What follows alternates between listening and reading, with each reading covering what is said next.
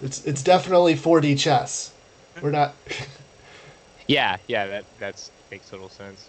Yeah. All right. So that was kind of intentional versus non-intentional cheaters.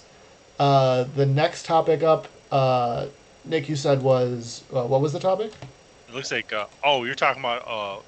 So the next topic Oh, will be preparing for tournaments. okay. How do all the different parts that go into that, So and that'll be Eric. Cool. So, I mean, obviously, everyone thinks about you going to tournament. I guess you could break it down into like a local tournament versus a major tournament. But for instance, we'll go with major tournament. Everyone knows bring your army, your rules, and your dice and your tape measure. I mean, that's like the bare bones minimum of everything. In addition to that, obviously, I mean, you need lists, printed lists. I'm so tired of getting handwritten lists. It's not hard to get a printed list. The library has printers you can use for a nickel a page. Every town's got a library. Um, you know, the other big thing is, and actually, how do you guys feel about this? I personally love staying in the actual convention center. There is nothing like finishing my tournament, going to dinner, coming back, hanging out in the convention center, doing whatever, just going right upstairs, going to bed, waking up 5 minutes for the tournament, and coming downstairs. If I have to drive somewhere from a tournament, usually it's only like 5 minutes, but then you got to factor in parking, then you got to factor in carrying in your army. You know, you're up to half an hour, 45 minutes of extra time. Not for me at all. How do you guys feel about that? I mean, yeah, there's a lot that goes into it, especially not. Sometimes you can't. I tried very hard to stay at Adepticon, and those rooms filled out. I was So in the fast. second that it opened, and by the time I could put in my credit card information, the rooms were booked. Yo, I Yeah. ran into the same thing. So I mean, we're in a lucky thing with Adepticon that there's 5 other hotels within, you know, a hop, skip, and a jump. You could park in the same parking lot and go to any of those hotels. So it's not that bad. Especially with LVO too, there's a lot of hotels real close, so that's not that big a deal. But other tournaments that you go to, it can be rough. Uh, Eric, when you're talking about taking a step back, like traveling to tournaments, there's a lot that goes into just the travel. Like, what would you do if you're going to say LVO or even Adepticon now that you're kind of farther away from that? How do you pack your army? If you have to go on a plane, how does that factor in versus driving it down? And man, I'll throw a picture of one of our displays up. How are we getting that thing? Like, when it comes to moving one of these displays around, like, It how gets is that going to expensive. happen? Yeah, and you're right. I used to live in like really close to Chicago, which is half an hour from Adepticon. So I mean, I would just drive up there, throw everything in the back of the car, you're good to go. Now I live in St. Louis, and that's six-ish hour drive. I'm flying. So I mean, if you're flying, you gotta. I mean, I hate to market product or something, but you got to have battle foam or some form of foam to carry your army in. Don't check your bags. You've seen those guys loading stuff and unloading stuff onto the plane. Like you can look out the window and see them. They're just chucking it up there. I mean, even in foam, stuff's gonna break. Plus, most of your army, most armies or tournaments are 2,000 point tournaments. You could fit 2,000 points in this single like 3 tray battle foam thing for most armies. There might be like some with like cultist spam or poxwalker spam or something like that where you need a second one, but it's a carry on. It fits perfectly underneath your thing. The other I guess thing you got to think of is like, so I really like the aspect of drinking while I play 40K, and I like the fact that most of the community does that as well. That's a big thing. Once again, we use Adepticon. Everyone's handed out drinks, stuff like that. I like to make sure that I've brought enough drinks, beverages, whatever, for my whole team, as well as I want to be able to give my opponents drinks and stuff like that. I've got, and I can't just chalk it up and say, okay, well, I'm gonna place 20 opponents. I need 20 extra beers. We've got a guy on our team that's diabetic, can't bring beer. Got to bring, like a something and Diet Coke, something like that. It's just other stuff. Another thing you don't think about is getting food. You've got what is it usually 45 minutes for a lunch break or something like that? Yeah. Yeah, generally. Yeah, so I think it's 45. Adepticon's nice because they do have that little cafe thing. But if you're not going to eat there, I mean, getting out of a tournament, getting out of a major tournament, getting to even a McDonald's, getting back and parking is not a 45-minute ordeal. Yeah, it's next to impossible. So usually we bring a large cooler. Obviously, it has all the beer, Coke, whatever we've got, but we bring like sandwich material. You can just make some like hoagie sandwiches right there. And another thing you don't think about is you're going to end up talking to people, because if you go to enough of these tournaments, eventually you make friends. You see people again, and they're like, "Hey, what's up?" They come walking over. A lot of times you don't want to be like, "Go away, I'm going to get a burger." So it all factors into, I guess, the ability to just have fun at the tournament and not worry about doing all the little tiny things that you would do in everyday life that you don't really pay attention to. And you touched on a great subject. We are a community. So if you do meet a bunch of people and you get in with a friends group there, one person can go get a burger and the other people can watch his stuff so that he doesn't have to pack it up. He could run and get food for people and, collect money or do whatever he's got to do and like help each other. Something I wanted to touch on though too is I recently did some traveling to a different state, did some flying, and on all 4 of those flights, they took our checked bags mandatorily at the gate. So and they put Really? one to the plane. yeah. So Because I they're would too say full. be very careful that if you're going to try and do your I'm not going to check this, put your battle foam case in a checked bag. That way, if it gets thrown around, at the very least, you have your hard case in a suitcase that if it gets checked, it gets checked, and you're not worried about it. Because they will really just tape your case closed, and then say, best of luck, and put it in the plane, Yeah. or you won't be flying. Yeah, that's what's held me up from going to LVO is the flying part, because I just don't know how to travel with an army. The picture that Brandon put up is usually an army we roll with. That doesn't fit well in battle foam. Not cheap, at least. Yeah, That'd be a it's lot of fun money in for- battle foam. Now, that particular picture, that was probably our worst logistical nightmare. Wouldn't you say, Kenny? Oh dear God, yes.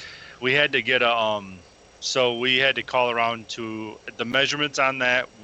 That's a tray that folds out. So while it's inside of that morgue, that's 6 feet tall, 3 feet wide. Was it 3 feet, Kenny, or is it more than that? I think it was 3. It was just shy of 4 actually. Okay, and then it was 6 feet deep. Long. Yeah. Yeah, and so I can't tell you the number of because all the U-Hauls are a little different around here. So you have to call them and be like, "Hey, can you fit this?" And what a weird conversation to have with this person, because they're like, "What are you trying to transport?" Like, well, it's a morgue, So it's 6 feet tall. Can we get something in there? And they're like, "Well, this opening is here." And to get a trailer for that, we end up having to get a hold of another company altogether, and we rented a motorcycle trailer. And driving, Kenny can tell you, but driving the motorcycle, and then I had to find a truck because I don't have a truck that can haul a motorcycle trailer. So we borrowed my brother's truck, and Kenny drove it because I haven't driven a truck that large with a trailer that large through Chicago. Oh yeah, that was a real treat, by the way. I bet that's nothing better than super dragging almost a 20-foot trailer with a It full-size was a pickup 20-foot truck trailer. with a full-size bed in it and a crew extended cab. Yeah. So, oh Lord, I will not forget the nightmare of driving that beast through Chicago. And the other part of that was difficult about that particular thing. So that's all made out of foam. So how do you secure it inside of that trailer? Do you remember that? Oh yeah. Securing that trailer was a nightmare because you couldn't just latch your winches out over top of it. Otherwise, you're breaking your foam. And then how do you keep the door closed? It was a lot of logistical parts. I mean, I think Kenny and my brother were up for 3 or 4 hours that night, just getting that in the trailer to a point where we felt like it was secure, not going to move, and not going to break everything. And it still broke stuff on the way down there. Yep. Jeez. Yeah, So- and this is kind of something that's not pertinent to everybody, obviously, because Nick's absurd in his display boards. an entire morgue. But yeah, that you're right. Display boards are another thing. Usually that's not too big a deal with singles tournaments, because most people just show up with the standard, small flat sheet of like crushed up earth, and they put the army on it. But yeah, you're right. For these large tournaments with team tournaments stuff like that, yeah, you have to think of board transportation. And It's definitely different. Tango Tucci brought up in chat, he'd take a train. Like, train is an option. You could just chill. It's usually a longer option, like a 12 to 14 hour. I think from Kalamazoo to Chicago is a 6 hour train ride. No, it's like less than that. I've done the train ride to Chicago. I'd It's like still to pretty say- long. Yeah, it's still long, but it's not 6 hours. It went by quicker than what I thought it was. In fact, the only thing that makes it slow is all the extra stops it does along the way. Really. Yeah. But Really, it's But only then 6 hours. Wow. But you could make a party out of it. You could plan with your team because that train goes down into Indiana and then back up up towards Chicago. You could have your teammates meet you in Michigan City or wherever you want and just get on the party True. train. You know. As Yeah, long as pretty you're much. playing Quad City DJs. Yeah. The downside of that is that you don't have transportation when you get off that train. Mhm. Like you are limited by, the same thing you'd Yeah. be limited by a plane, but. Yeah. Which, I mean, once again, kicks back to I like to stay in the convention center. I mean, it eliminates so many things. Yeah, but it's not always an option. I think, again, this last year, if Adepticon wouldn't have been canceled, we wouldn't have been able to stay in there. I had myself, my girlfriend, two of my friends, and my sister all trying to get a room. We lost Brandon. I'm sorry, Yeah, my say camera had lost to refresh. I'm Okay. back. But yeah, you're absolutely right. The hotel sells out so fast. I had 5 people trying to get a room, and I actually was blowing up the Renaissance Center about a week before, trying to like get Chatty Cathy on the phone and be like, "Yeah, can you put a reservation in early for me?" And I ended up getting a room finally. But it's an effort. You're right. It's absolutely right. It's a huge effort. So, and that's a lot. It's a lot to coordinate. I think even this last year, the hotel thing became kind of a nightmare because we had so many people and so many different like conversations of what was going on, to where we finally had to get through and like weed out like what everybody was doing. And so yeah, with the team, it could be difficult. Singles, I mean, singles isn't as bad. With there's been a couple of times we've gone to different tournaments, and I like to use Airbnb personally. Usually you get a house, and so you have plenty of room to keep things. I think we went to was it me, Ken, Brandon, and Marcus that year? Yeah, for Buckeye battles. Yeah, for Buckeyes battles, and we got a whole house, and each one of us had our own room, and we had like a big living room and kitchen area to just throw everything in. So, we lived out of that, and we just parked the trailer. Yep, that was So- actually really nice. Yeah, it was real nice, and it was only a mile from the tournament. But there have been a couple yeah, of times that's that's backfired on us. Marcus and I stayed just the two of us in a single room of another house, and like when you don't understand all the rules of that situation, things can get awkward. Yeah, I mean, yeah. I just picture Marcus coming home drunk. No, we had a door that like a giant wood sliding door, and so we thought that was the situation because we came in one door, we came in with our own code, and at the same time another couple came in another door with a different code, right? So we're thinking, all right, this is the separation. Well, Marcus was trying to find the bathroom. He goes in, he leaves our room, he throws this curtain or the sheet that's hung up in the hallway, moves it, and oh, hey, there's the other couple. And it startled him. He didn't come out of the bedroom for the night. Honey, They this isn't what we ordered. Yeah, they left early because they were upset, but I don't blame them. But again, we had a door, so we assumed everybody else's was kind of the same rules, but they had a sheet. Like it was weird. So that was That's probably a my Buckstar. worst. Yeah, that was probably my worst example. Mind you, our room was gigantic, so it was perfect for us. But it was, I feel bad for them. But I mean, most of the time, it's a pretty good experience. I usually get a house. I'll have to try it with you guys next time because, like I said, I'm huge in the center, but every other time I've stayed to, it's been kind of like a disastrous a little bit. I mean, the first year I met you guys, I had to ride in somebody's trunk back to my hotel. So Yeah.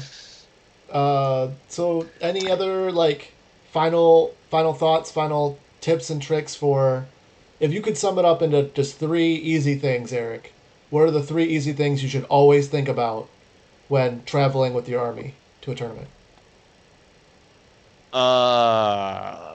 okay, so I guess the logistics of the army slash display board, like Nick mentions, you're going to need a trailer when you go crazy. The placement, like hotel versus, or an Airbnb house or a secondary hotel, and the actual travel itself. Like, what are your options for car, train, plane? How are you going to get there? And I think that point limits your actual army itself. Because obviously, if you have to fly, like if I'm in California and our tournament's in Adepticon, I can't bring a morgue to Adepticon. So that's the major limitation I would feel. Huh.